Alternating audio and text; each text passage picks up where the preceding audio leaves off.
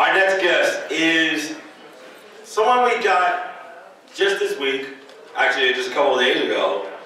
A young lady who is extremely brave, but also very new to this kind of forum. She's someone who's realized that in order to get the solutions we want, we're the ones who are going to have to stand up and take action to make them happen. Her issue, she has several, but the one she's becoming famous for on YouTube is the Second Amendment. We had Sheriff Mack up here talking about the sheriff's solution, the legal solution. She's going to tell you about our solution, the solution that begins with us. Ladies and gentlemen, Josie, the Outlaw. Had a very integral part in my own awakening and my own learning process.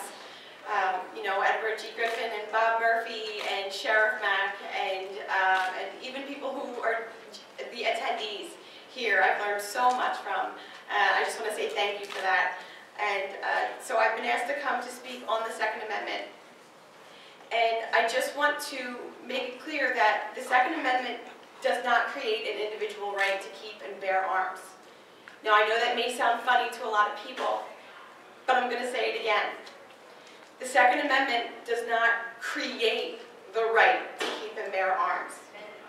The Second Amendment identifies and expresses the inherent right of human beings to be able to defend themselves. That's right. That's right. The Bill of Rights did not create any rights, nor did it pretend to. And if tyrants come along and repeal the Second Amendment or pass some law in violation of it, the right of the people to be armed will still exist. If I write on a piece of paper, the sky is blue, and someone comes along and erases it, or burns it, or throws it away, or tears it up, that's not going to change the fact that the sky is still blue. Point being, there's nothing in the world that anyone can do to erase the natural, inherent right of human beings to defend themselves from aggressors. The Second Amendment was put in place because the founders realized that the people remaining armed was, quote, necessary to the security of a free state. Now, I don't actually want a free state. I want a free society. I want a free world. I don't want a limited ruling class. I want no ruling class. So I don't agree with everything the founders did or said, but we do agree on this. The people should always retain the means to defend themselves from criminals. And by criminals, I mean both the common street thugs and the ones wearing badges and uniforms. Now, there may be some politicians naive enough to actually think and imagine that so-called gun control will prevent crime. But I believe that those pushing hard to disarm the public are not misguided or merely ignorant. Their goal is to create a world in which only the criminals, the ones with and without badges, are armed. Why? It's the same reason a farmer wouldn't want his cattle to be armed. A lot of people are scared of the idea of some bad guy having a gun. I'm scared of that too. But history shows that something that should scare people a lot more is a world in which citizens are defenseless and only agents of the state have guns. That is the end game of those in power. And if you want to see how that has always turned out, just open a history book. A lot of people ask what we can do about this. And if you're bored, you can write to your congressman and let him know how you feel about it.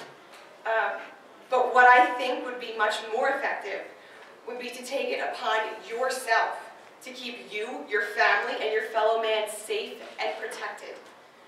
Unfortunately, this often means putting your fears aside and having the guts to disobey the laws that destroy freedom.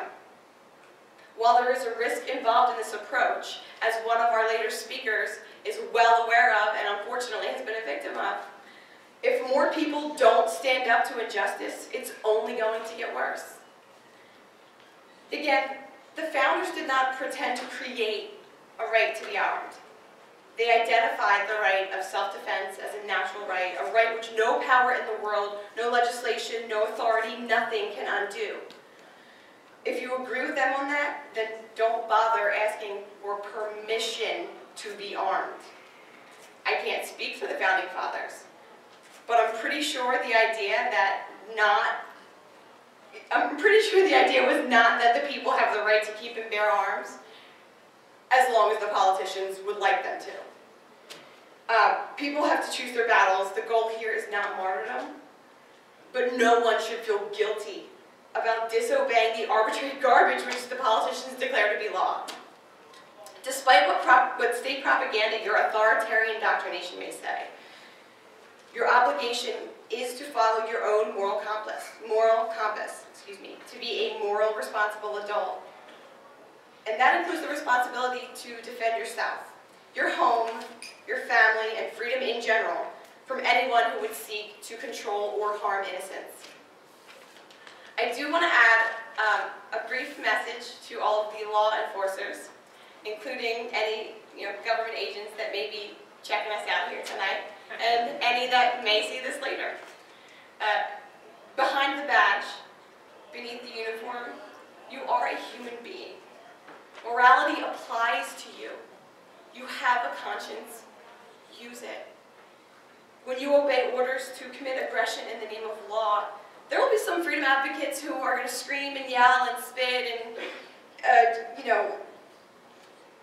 condemn you as a bunch of fascist pigs. At one point in my life, I used to do the same.